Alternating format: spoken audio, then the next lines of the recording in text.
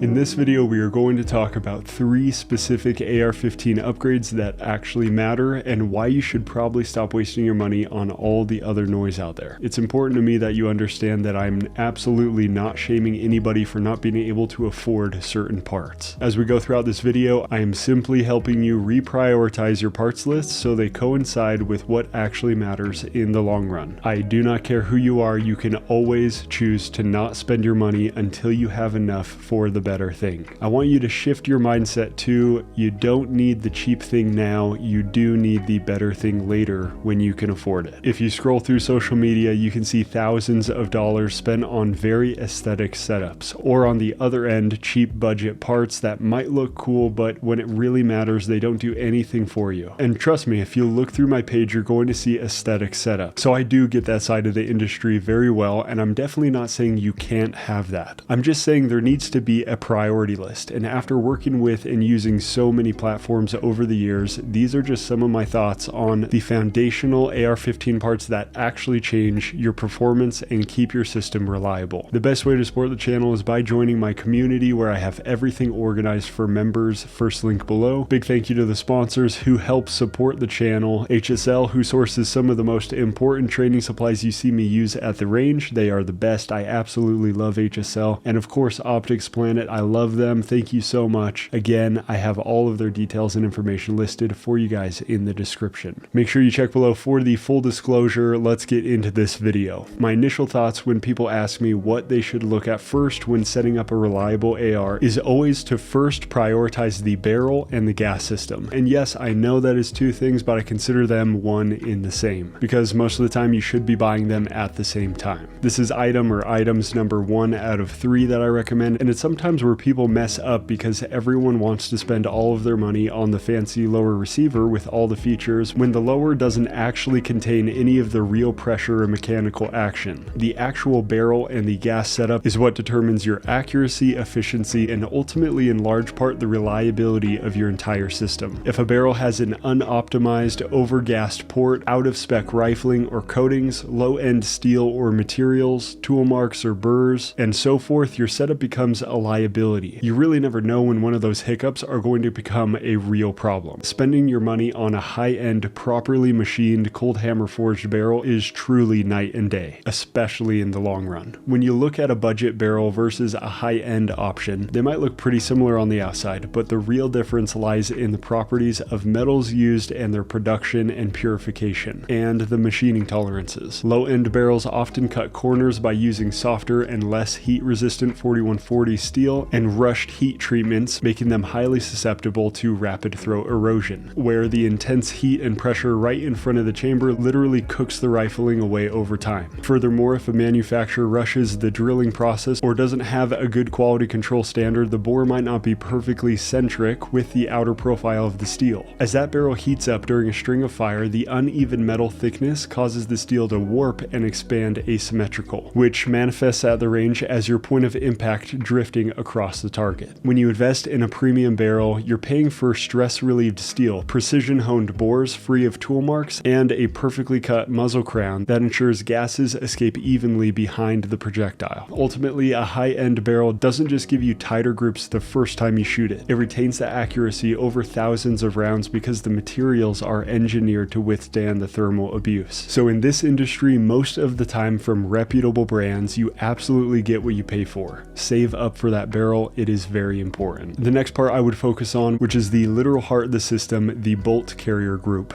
A lot of factory setups come out of the box with looser tolerances or poorly stacked components. And if you start running your system hard or shooting suppressed, those factors are going to cause failures to extract or eject, or it may fail entirely. For example, my buddy's bolt completely snapped in half when he was training. Shout out to a company that starts with an A and Corvus Training for the video. Love those guys. But yeah, that is the last thing that you want to happen to you. When most people are looking for a BCG, generally what happens is you're looking for the best option for the price. You tend to not look at this as one of the most vital parts of the setup, but you need to. It's easy to look at an $80 budget option and a $400 premium option and wonder why anyone would pay the premium when the cheap one will work just fine for a while. And no, I'm not saying you need the $400 one, but upgrading to a high quality, properly toleranced, feature full BCG fundamentally changes how your system performs under pressure. What you're actually paying for are oftentimes hidden manufacturing tolerances and material testing. A high-tier BCG ensures a closer to perfect, hyper-efficient gas seal around the bolt rings, giving the system the exact amount of pressure it needs to cycle smoothly even when it's bone dry or caked in carbon. Plus, some of the advanced coatings drastically lower friction, which means your system doesn't sluggishly choke under thermal stress, and it makes the cleanup usually as simple as a quick wipe down. Take a premium option like the VKTR Industries BCG, for example. They didn't just throw a flashy coating on standard geometry, they completely re-engineered the mechanical timing of the system. Standard mil-spec carriers use a 20.7 degree cam path, but VKTR patented a long advanced cam path that delays the bolt unlocking to 22.5 degrees. That extra nearly 2 degrees of dwell time lets the intense residual chamber pressure drop before extraction even begins, allowing the spent casing to cleanly release from the chamber wall. The result is a radically smoother cycling impulse, less felt recoil, and vastly improved extraction reliability, especially if you're running a suppressor or an overgassed barrel. Combine that corrected timing with their tight tolerance precision cam pin that stops the bolt from chewing up your upper receiver walls, and a slick, thin, dense chrome plating that lets carbon just slide right off. And you see where all of that extra money actually goes. I care about a product that is individually tested to handle real abuse when it's dirty, hot, and pushed to the limit. And that's, in my opinion, exactly what physics-driven engineering gets you. I can confidently say the extra money in the long run is worth it. Again, save up and don't skimp on the BCG. Moving into the last part I recommend you prioritize, we have the upper receiver itself. This ties those first two critical components together, and spending your money on a high-end, properly machined assembly is, again, night and day. If you don't have a reliable, rigid foundation holding your barrel and BCG in line, the whole system suffers. From a mechanical standpoint, a premium upper ensures the receiver face is cut perfectly square to the bore axis. If that face is off by even a fraction, the barrel nut torques down unevenly, forcing the barrel to sit crooked and causing the bolt lugs to wear out prematurely from uneven impact. Furthermore, high-end uppers feature incredibly tight tolerances where the barrel extension slips into the receiver socket. Budget uppers often have loose, sloppy fits here. When the system gets hot, the aluminum expands faster than the steel barrel, allowing the barrel to slightly shift inside your receiver, again causing your point of impact to drift. Accuracy goes down, and your upper receiver's total life goes down as well. A premium upper solves this by maintaining a near thermal fit that acts like a single monolithic piece of metal. When these components are machined to work in perfect harmony, they create the best possible outcome, a reliable, long-lasting system that will serve you clean, dirty, hot, tired, and in pretty much any other situation for longer than you'll probably use the thing realistically. And that's ultimately what makes up a reliable high-end platform. Those three ingredients to me are the most important and what I generally focus on when I'm looking at a new setup. Oftentimes, and this is just me, I'm spending close to $1,000 just getting together those three parts for a setup. But I know if I spend high in those three categories, I can pretty much get whatever I want for the rest of the setup and know pretty much for a fact that the platform is going to outperform most other options on the market. And that is all that I'm trying to explain here. You don't need to spend a fortune on everything else to have a really good setup. Pretty much every other upgrade you make will be for your own convenience outside of mil-spec parts. Speaking of which, moving outside of the actual mechanical parts of the system itself, I do want to go over one last bonus item that is just as important in my opinion, and that is your primary optic system. If you cannot see your target, your setup is pretty much worthless. Prioritizing a duty-grade red dot, a holographic sight, or an LPVO is where you absolutely have to spend your money if your goal is a high-end functional system. And I'm telling you right now, there is no point in investing in the other high-end parts if you're just going to put on a crappy optic, so that's why I'm adding it in here. I'm not going to go in depth. If you're a community member, head over to the kit page where I've updated all of my favorite optics for all of the pricing categories from budget to high-end. Just make sure with whatever optic you run, you back it up with a reliable mounting system, especially if you're using an LPVO, and proper alignment in said mount. Obvious, but often gets neglected sadly. Overall, focusing on those three fundamental mechanical upgrades, your barrel and gas system, your bolt carrier setup, and upper receiver, and the fourth upgrade to your optic is going to give you a phenomenal setup without wasting your money on things that don't matter as much. I hope this helps you put together something that's going to last for a very long time and be reliable and capable goal, make sure you make it to the range to train so you can be more prepared to support and stand by people who depend on you most. Being a capable, reliable foundation for those around you is the most important thing you can do as a part of this community. So much more coming to the channel soon. Make sure you are subscribed, and I will see you in the next one.